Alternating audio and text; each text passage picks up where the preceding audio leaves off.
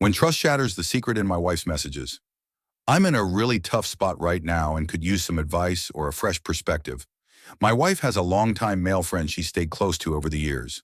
Early in our relationship, she mentioned that they had always shared a special connection, but that the timing was never right for them to be together.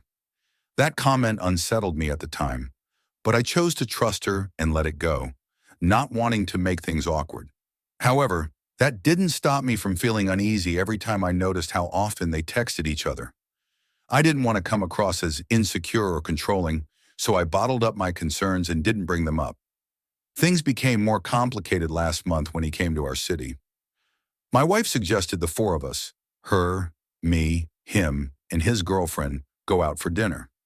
I agreed because I wanted to see their dynamic for myself. But the evening was strange and uncomfortable. He barely made an effort to talk to me, and there was an odd, invisible tension in the air. After that night, I felt even more uneasy than before. But what's really been weighing on me happened recently. I'll admit that I crossed a line. I went through my wife's phone. I know it was wrong, and I'm not proud of it, but what I found has left me reeling. In a text exchange with him, my wife had written, I told him that if the timing had been right, we'd be together without hesitation. And he responded, "You're right," with a laughing emoji. Seeing those words felt like a punch to the gut. My wife didn't just repeat what I had always tried to dismiss as a throwaway comment from years ago. She doubled down on it and confirmed it to him. I haven't confronted her yet, partly because I don't know how to start that conversation, and partly because I'm afraid of admitting that I looked through her phone. I love my wife, and I don't want to make any rash decisions or blow things out of proportion, but this situation has shaken me deeply. I'm struggling with feelings of betrayal and insecurity, and I don't know how to handle them. Am I overreacting? How should I approach this with her? And how can I process the pain and doubt that have surfaced?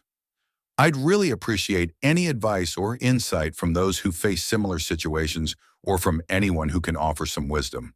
Thank you for listening. Okay, let's dive into this listener question. This one's dealing with some tricky relationship stuff. All right, sounds good. It sounds like, this is something a lot of people out there are dealing with, Yeah. These anxieties and stuff around a spouse or partner and, a close friend of the opposite sex. Yeah, for sure. A friend of theirs from the opposite sex. And this particular listener is saying, there's been this kind of like underlying what if thing with his wife and her longtime friend. Okay. And it sounds like there was even, a while back, a comment from his wife about how like the timing was never right for them. Oh, wow, yeah. And you can imagine how that would kind of stick with you. Yeah, I can only imagine. And now to make matters worse, he's come across some text messages that have really, amped up those anxiety. Oh, boy. Yeah, that's a tough spot to be in. So that's what we're going to unpack here in this deep dive. Yeah. And hopefully by the end, our listener will have some more clarity on, how to even approach this. Absolutely. I mean, these situations are so emotionally charged. Yeah. It's really hard to even know where to start sometimes. Right. And, he mentioned this dinner that he had with his wife, her friend, and the friend's girlfriend. And apparently it was super awkward. Oh, yeah. I was going to ask about that. So what was it about the dinner that really stood out to him? I mean, was it just a general feeling, or were there specific things that kind of set off alarm bells? He didn't go into a ton of detail in the question. Right. But I think it's important to remember that sometimes, those unspoken dynamics Yeah. in a group setting can be really revealing. Absolutely. Even if nobody's explicitly saying anything. Yeah, you pick up on like the body language, Right. who's making eye contact with who, just like the overall vibe of the conversation. You can tell when there's tension in the air. Totally. Yeah. Like who's leaning in, Yeah. who's kind of mirroring whose body language, all those little subtle cues we might miss Right. if we're not paying attention. Exactly. And then, of course, there's the whole text message thing. Right. He actually saw the messages. Like he read through them. Yeah. Yeah, he found them somehow. And, finding something like that Oh my gosh. can be such a blow Oh, absolutely. to your trust. And it can make all those like what ifs from the past feel suddenly very present. Totally. Because it kind of validates those anxieties in a way. Right. It's like, oh no, maybe my gut feeling was right all along. And it's almost like our minds they start playing tricks on us. Yeah. Because there's this psychological phenomenon I was reading about called rosy retrospection. Have you heard of this? I have. Yeah, that's where we tend to remember past events, especially relationships, more positively than they actually were. Right. So that almost relationship might suddenly seem, way more significant, way more appealing. Exactly. Because you're only focusing on the good parts. Right. And you're forgetting all the reasons why it didn't work out in the first place. Exactly. So then how do you combat that? How do you bring yourself back down to earth? That's a great question. You know, one thing that can be helpful is to actually try and ground yourself in the reality of that past situation. So instead of letting your mind run wild with all the what ifs, try journaling about what you actually know to be true about that past relationship. Like, what were the real challenges? Were there incompatibilities? And were those issues truly just about timing? Or was there something more fundamental at play? That's a great idea. Yeah, just get it all out on paper and you might start to see things a little more clearly. And it might not be as rosy as you're remembering it. Exactly. So, to bring it back to the present, what kind of communication patterns does our listener have with his wife? Yeah, that's a big one. Has she generally been open and honest with him? Have they had conversations in the past about, Boundaries. friendships, Yeah. boundaries, Yeah. all that stuff? Because that's the foundation of any strong relationship, right? Open, honest communication.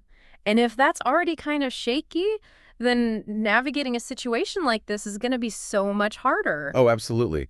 So what's the best way for our listener to even approach this? Okay, so this is where it gets really tricky. Yeah. Because you want to express your hurt and concerns to your wife, but you also don't want to come across as accusatory or judgmental.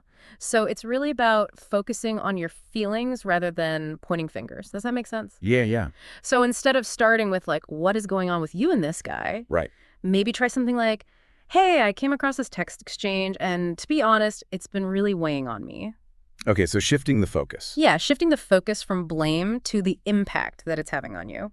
But what if she gets defensive or tries to downplay the whole thing? That's where those communication patterns we talked about earlier really come into play. If open communication hasn't been a strong suit in your relationship, this is where things might get tricky. And if she shuts down or dismisses your feelings, that might be a sign that you need to seek outside help, like couples counseling. Right, because sometimes you need that neutral third party Yeah. to help navigate those really tough conversations. Absolutely. And remember, feeling betrayed, feeling insecure in this situation, those are completely understandable feelings. You're not alone in feeling this way. It's totally normal. It's a natural human response to a situation where trust feels compromised. And it's important to acknowledge those feelings and not beat yourself up for having them. So as we wrap up this deep dive, Yeah. I want to leave our listener with this. Okay. Think back to the beginning of your relationship with your wife. Okay. What kind of conversations do you wish you had had about boundaries Yeah. and friendships? Sometimes reflecting on what we've learned can help us communicate more proactively moving forward. That's such a good point. Relationships are an ongoing process of growth and communication. And even though the situation feels incredibly difficult right now, it can also be an opportunity to learn, to grow, and to build an even stronger foundation for your future together. Totally. So listener, hang in there. You got this. You do. We're rooting for you. Absolutely.